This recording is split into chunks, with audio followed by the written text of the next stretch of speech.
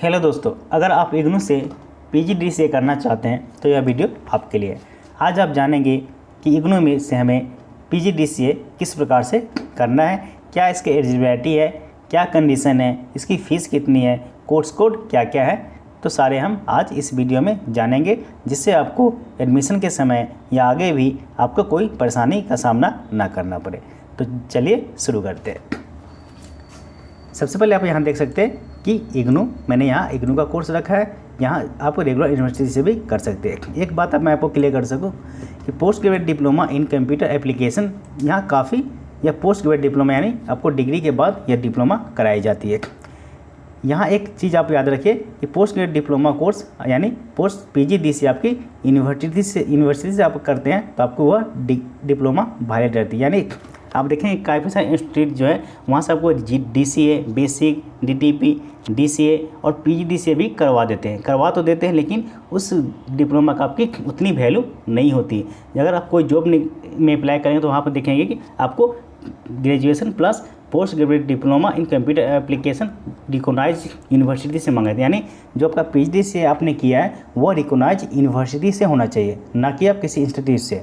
यानी इंस्टीट्यूट वाले खुद का अपना इंस्टीट्यूट के नाम पर एक PGDCA का डिप्लोमा दे देते हैं, जो कि वैलिड नहीं होती। आप गवर्नमेंट अप्लाई करेंगे तो वहाँ आपको उसका डिप्लोमा का कोई वैल्यू नहीं रहेगा। जैसे आप PGDCA कंप्यूटर का टीचर बनना चाहते हैं तब का PGDCA अगर आपके पास है ग्रेजुएशन है तब कंप्यूटर का टीचर बन सकते हैं। लेकिन एक कंडीशन ये है कि आपका PGDCA का जो डिप्लोमा है वो आपका यूनिवर्सिटी से होना चाहिए, चाहे आपका रेगुलर यूनिवर्सिटी से हो चाहे रेगुलर डिस्टेंस हो, किसी भी मोड में हो, लेकिन आपकी वो यूनिवर्सिटी से ही होनी चाहिए। तो आज आप देखेंगे इग्नू से हमें post graduate diploma in computer application किस प्रकार से करनी चाहिए। यहाँ मैंने इग्नू के कोर्स रखी है, आप अदर यूनिवर्सिटी से रेगुलर मोड में भी कर सकते हैं।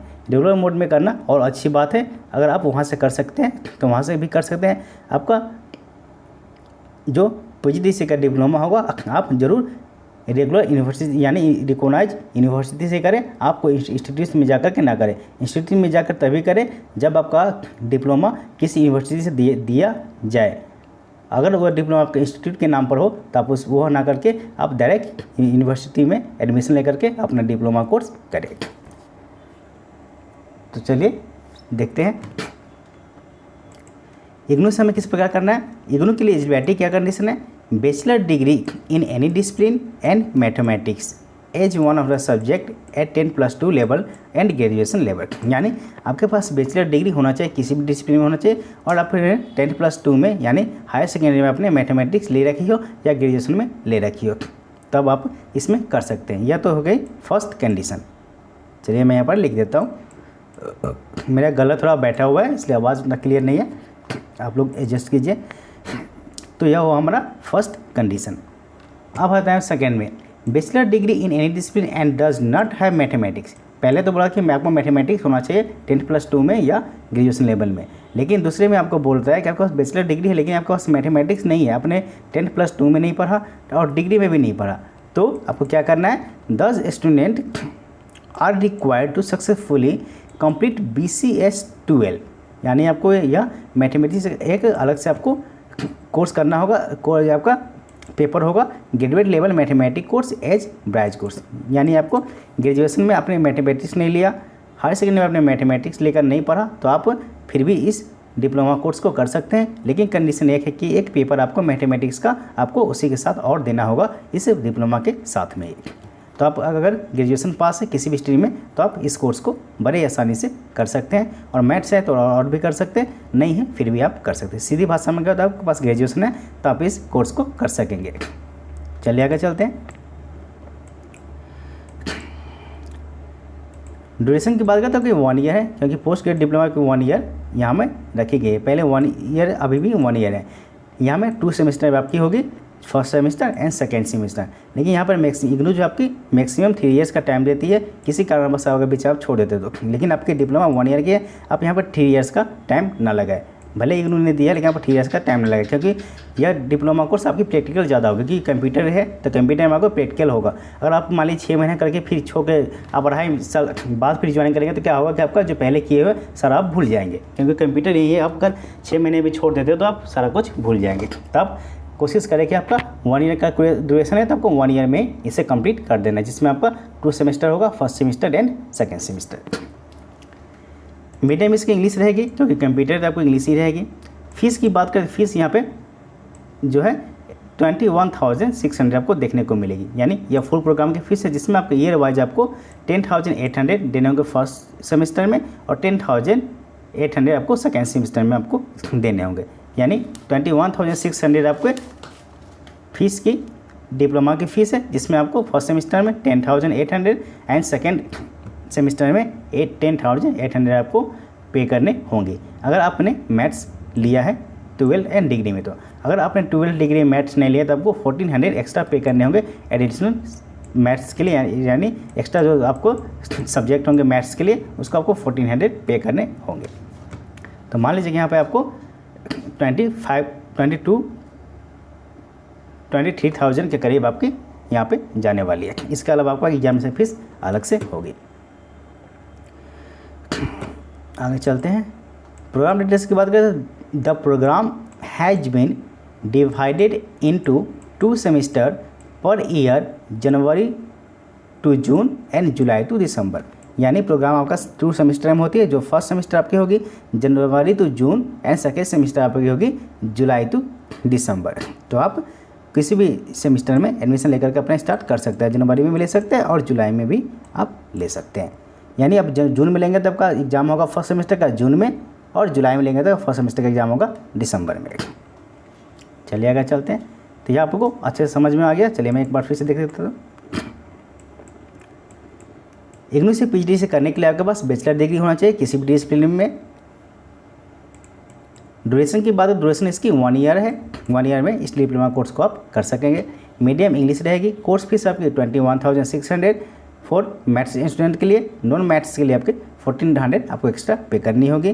प्रोग्राम डेट से बात करें यहाँ पे जनवरी टू जून एक सेमेस्टर होती है और जुलाई टू दिसंबर दूसरी सेमेस्टर होती है, यानी 2 सेमेस्टर की आपकी इसमें एग्ज़ाम होने वाली है।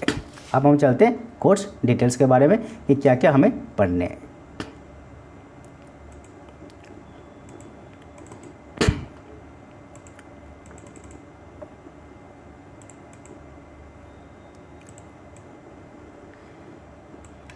यहाँ पर हमारा कोर्स डिटेल, आपको क्या क्या पढ़ने फर्स्ट सेमेस्टर में और क्या पढ़ने सेकेंड ईयर में सेमेस्टर में। तो यहाँ इग्नू की है सिलेबस। अगर आप रेगुलर यूनिवर्सिटी से करेंगे तो वहाँ सिलेबस कुछ चेंजिंग भी हो सकते हैं।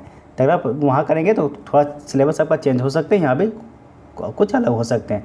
तो मान लीजिए लगभग आपका सिलेबस रहता है, कुछ कुछ चेंजिंग हो जाते हैं। तो चलिए यहाँ पर देखते हैं। यहाँ पर course code, title of course और क्रेडिट।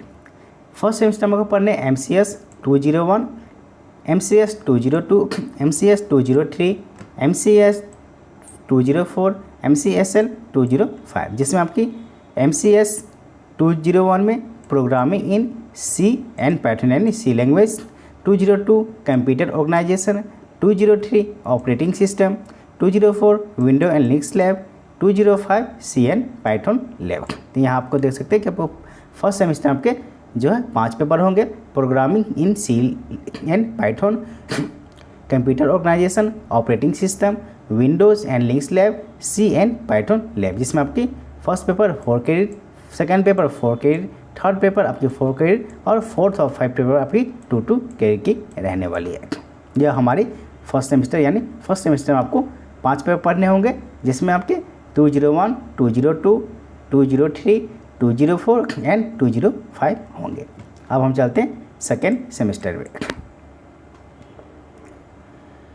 सेकेंड सेमेस्टर आपको पढ़ने होंगे MCS 206, MCS 207, MCS 208, MCSL 209, MCSL 210, जिसमें आपके 206 में है object oriented programming using Java.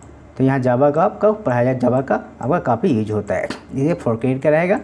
MCS 207 database management system 4 credit, MCS 208 data structure and algorithms 4 credit, MCSL 209 data structure and algorithm lab, MCSL 210 DBMS and Java lab 2 credit and 4 credit, यानी second semester आपकी 1 2 3 4 5 paper आपकी second semester में भी होगी और 5 paper आपकी first semester में होगी, यानी टोटल आपकी 10 पेपर होने वाली है, जिसमें आपका क्रेडिट अलग अलग है।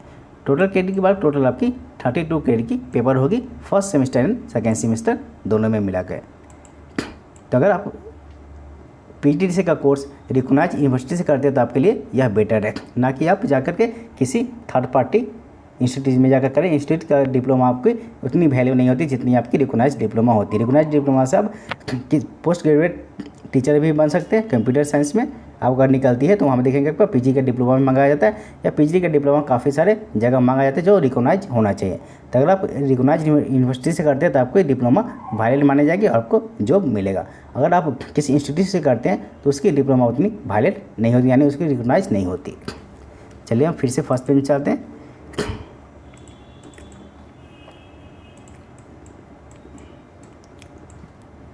तो अगर आप PGDCA से करना चाहते हैं तो आप किसी रिकॉग्नाइज यूनिवर्सिटी से ही करें। मैं बार बार बोल रहा हूँ रिकॉग्नाइज यूनिवर्सिटी से करें, आपको बाद में पता लगेगा, क्योंकि पैसा आपका सेम जाने वाला है। अब अगर आप किसी इंस्टीट्यूट में करते हैं तो आपका पैसा भी उतना ही जाएगा, 15-20 हज़ार रुपये जाएगा। आप रिकॉग्नाइज में करेंगे तो यहाँ भी आपका थोड़ा बहुत ज़्यादा जा रहा है, लेकिन इसका डिप्लोमा जो है आपको बाद में पता चलेगा कि इसका डिप्लोमा का क्या वैल्यू है, क्योंकि ये आपको डिप्लोमा मिलेगा यूनिवर्सिटी से मिलेगा, लेकिन जो इंस्टीट्यूट वाले देते हैं वो खुद से बना करके देते हैं। तो दोनों जो डिप्लोमा है सर्टिफिकेट है उसमें आपको ज़मीन आसमान का फ़र्क होता है, ये आपको याद रखना है।